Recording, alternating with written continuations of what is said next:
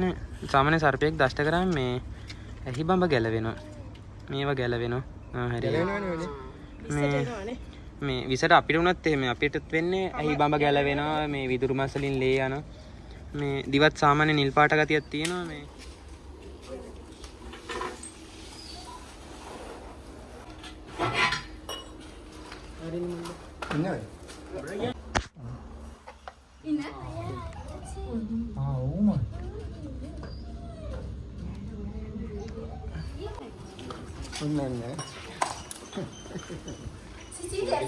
පොඩි නෑ ඉතින් අඩි 4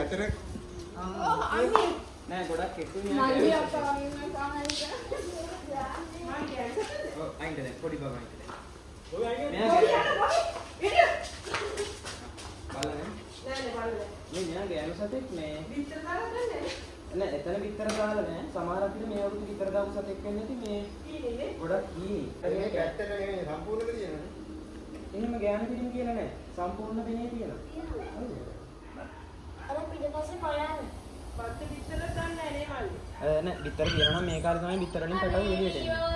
දැන් මෙයාලා විතර දාන්නේ මාර්තු අන්තිම වගේ වෙද්දි. මාර්තු අන්තිම අප්‍රේල් මැද වගේ වෙද්දි විතර දානවා. මේ දැන් මේ කාලේ විතර වලින් පැටව එළියට ඇවිල්ලා. දැන් රාස්ට් එකකට දැන් ඉස්ස තියෙනවා.